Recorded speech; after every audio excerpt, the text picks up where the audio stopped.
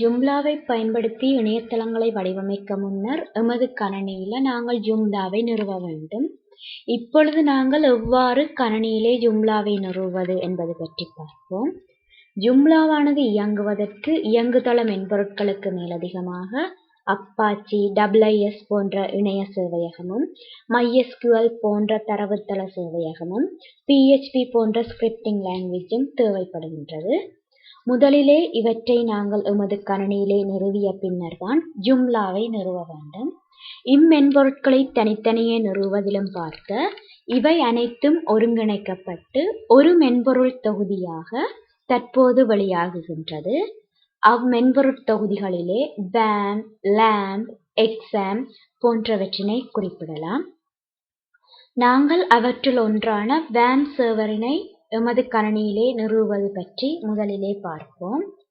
WAM சர்வருக்குரிய மென்பொருளானது அதன் உத்தியோகபூர்வ இணையதளமான www.wamserver.com இலிருந்து இலவசமாக தரவிறக்கம் செய்து கொள்ளலாம். இதுதான் அந்த WAM சர்வருக்குரிய உத்தியோகபூர்வ இணையதளம். இதிலே டவுன்லோட் என்ற பட்டனை கிளிக் செய்யும் போது WAM சர்வருக்குரிய பல்வேறு விதமான தெரிவுகள் இங்கே காட்டப்படுகின்றன. இதிலே எமது கணினிக்கு பொருத்தமான WAM சர்வரினை கிளிக் செய்யும் போது அம்மென்பொருளானது இலவசமாக தரவிறக்கம் செய்யப்படும். தரவிறக்கப்பட்ட WAM சர்வரானது இவ்வாறு காட்சியளிக்கும். இதனை நாங்கள் முதலில் நிறுவிக்கொள்வோம். Next license agreement. நெக்ஸ்ட் எமது கணினியில் எவ்விடத்தில் வர வேண்டும் என்று சொல்லி WAM சர்வர் வர வேண்டும் என்று சொல்லி கொடுத்துவிட்டு நெக்ஸ்ட் கணினியின் டெஸ்க்டாப்பில் WAM சர்வருக்குரிய ஐக்கான் வர வேண்டும் என்று சொல்லி சொன்னால் இந்த ஆப்ஷனை நாங்கள் செலக்ட் பண்ண வேண்டும். Next install. இந்த இன்ஸ்டால் என்ற பட்டனை கிளிக் செய்வதன் மூலம் WAM சர்வரானது எமது கணினிக்கு நிறுவப்பட்டு கொண்டிருக்கின்றது. இந்த WAM சர்வருக்கு பதிலாக நாங்கள் XAMPP, LAMP மற்றும் போன்றவற்றினை பயன்படுத்திக் கொள்ளலாம். இவற்றை அவற்றின் உத்தியோகபூர்வ இணையதளங்களிலிருந்து இலவசமாக தரவிறக்கம் செய்து நிறுவிக்கொள்ளலாம். இப்பொழுது WAM சர்வருக்குரிய இணைய உலாவியை தெரிவு செய்து கொள்வோம். நான் எனது கணினிக்குரிய டிஃபால்ட் பிரவுசரினை தெரிவு செய்து கொள்கிறேன்.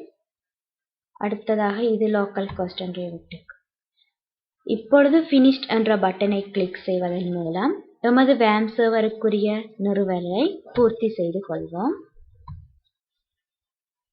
இப்பொழுது WAM சர்வரானது எமது கணினியிலே நிறுவப்பட்டு விட்டது. நிறுவிய பின்னர் இவ்வாறான ஒரு ஐக்கான் எமது டாஸ்க் பாரில் தெரியும். இப்பொழுது சர்வர் ஆஃப்லைனாக உள்ளது. முதலில் அதை ஆன்லைன் செய்து கொள்வோம்.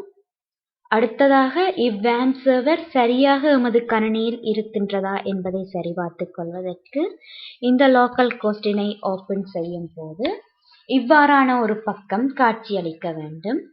சில சமயங்களில் சில கணினிகளில் இவ்வாறு காட்சியளிக்காது. காரணம் WAM சர்வரும் ஸ்கைப், IIS போன்ற சர்வர்களும் ஒரே போர்ட் இலக்கத்தினை பயன்படுத்துவதாக இருக்கலாம். இவ்வாறான சந்தர்ப்பங்களில் நீங்கள் ஸ்கைப்பின் போர்ட் இலக்கத்தினை மாற்றுவதன் மூலம் அல்லது WAM சர்வரினை பயன்படுத்தும் போது ஸ்கைப்பினை பயன்படுத்துவதை தவிர்ப்பதன் மூலம் அப்பிரச்சனைகளிலிருந்து விடுபட்டுக் கொள்ளலாம். இப்பொழுது நாங்கள் WAM சர்வரினை நிறுவிவிட்டோம். இனி எவ்வாறு ஜூம்லாவை நிறுவுவது என்பது பற்றி பார்ப்போம்.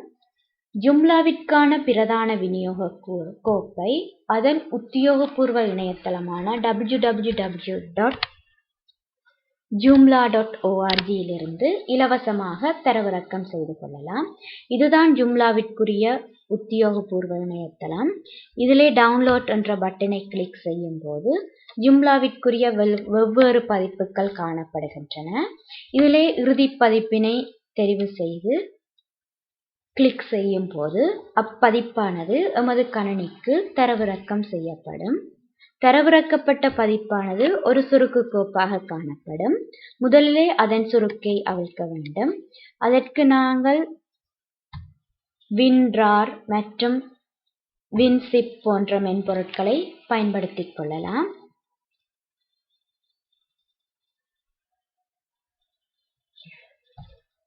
நாங்கள் இங்கே வேம் சர்வரை பார்த்தோம் என்று சொன்னால் MySQL, PHP, Apache போன்ற அனைத்து மென்பொருட்களும் இங்கே ஒருங்கிணைக்கப்பட்டதாக காணப்படுகிறது.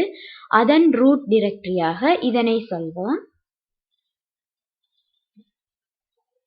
இப்பொழுது சுருக்கவிழ்க்கப்பட்ட இந்த கோப்பினை பிரதி செய்து வேம் சர்வரின் ரூட் டைரக்டரியினுள் போட்டுக்கொள்வோம்.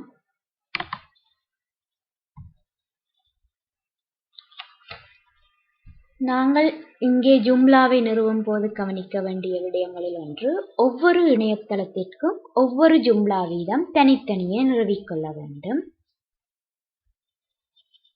இவ்ஜூம்லாவிற்கு எமது இணையதளத்திற்கு பொருத்தமான பெயர்களை நாங்கள் வைத்துக் கொள்ளலாம்.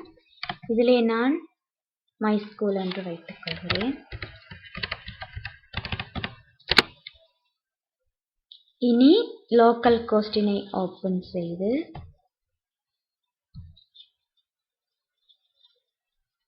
Your Project என்ற தலைப்பின் கீழ் இந்த MySQL என்பது காணப்படும். இதுதான் ஜூம்லாவை நிறுவுவதற்கான முகப்பு பகுதியாக காணப்படும். முதலிலே மொழியினை தெரிவு செய்து கொள்ள வேண்டும். நான் இதில் ஆங்கிலம், தமிழ் மொழி உட்பட பல்வேறு மொழிகள் காணப்படுகின்றன.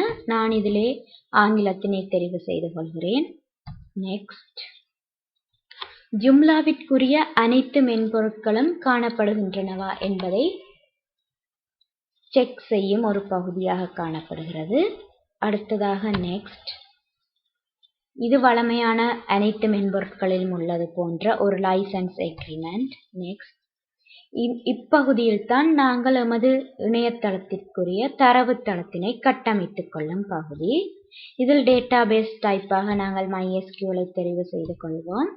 யூசர் நேமாக நான் வேம் சர்வரனை பயன்படுத்துவதனால் ரூட் என்றும், நீங்கள் வேம் சர்வருக்கு பதிலாக MySQL போன்றவற்றினை தனித்தனியே நிறுவி இருந்தால் MySQLக்கு கொடுத்த யூசர் நேம் மற்றும் பாஸ்வேர்டை இதில் கொடுக்க வேண்டும்.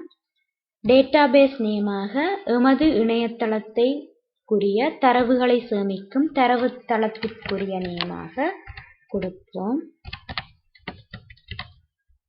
அடுத்ததாக நெக்ஸ்ட்.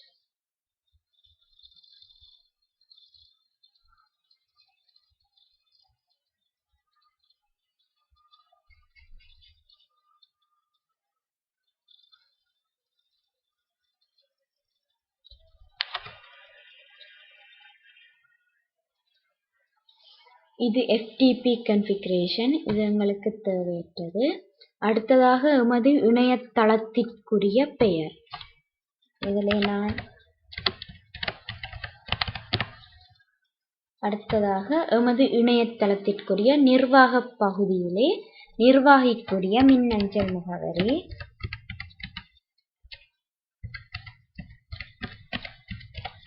அந்நிர்வாக பகுதிக்கு உரிய ஒரு யூசர் நேம் மற்றும் பாஸ்வேர்ட்.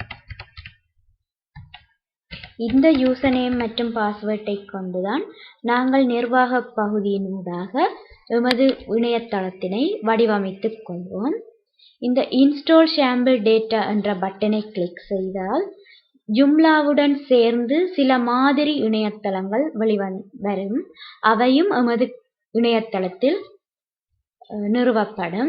இது கற்றல் செயற்பாட்டிற்கு பொருத்தமாக காணப்பட்டாலும் ஒரு இணையதளத்தை வடிவமைக்கும் போது இது எமக்கு தேவையற்றது. நெக்ஸ்ட். இப்பொழுது நாங்கள் நிறுவலை பூர்த்தி செய்யும் கட்டத்திற்கு வந்துவிட்டோம். நிறுவலை பூர்த்தி செய்வதற்கு ரிமூவ் இன்ஸ்டாலேஷன் ஃபோல்டர் என்ற பட்டனை கிளிக் செய்து இன்ஸ்டாலேஷன் ஃபோல்டரை நாங்கள் நீக்கிக் கொள்ள வேண்டும். இவ்வாறு நீக்கிய பின்னர் ஜூம்லாவானது எமது கணினிக்கு வெற்றிகரமாக நிறுவப்பட்டு விட்டது. இவ்வாறு நிறுவப்பட்ட ஜூம்லாவில் 2 பகுதிகள் காணப்படுகின்றன. ஒன்று சைட், மற்றது அட்மினிஸ்ட்ரேட்டர். இந்த சைட் என்ற பகுதியை கிளிக் செய்யும் போது நிறுவப்பட்ட ஜூம்லா பக்கம் எமக்கு காட்சியளிக்கும். இந்த அட்மினிஸ்ட்ரேட்டர் என்ற பகுதியினூடாக நாங்கள் எமது ஜூம்லா இணையதளத்தினை வடிவமைத்து எமக்கு ஏற்ற மாதிரி வடிவமைத்துக் கொள்ளலாம். இதுதான் நிறுவப்பட்ட ஜூம்லாவிற்குரிய இணையதளமாக காணப்படும். இதனை நாங்கள் அட்மினிஸ்ட்ரேட்டர் ஊடாக சென்று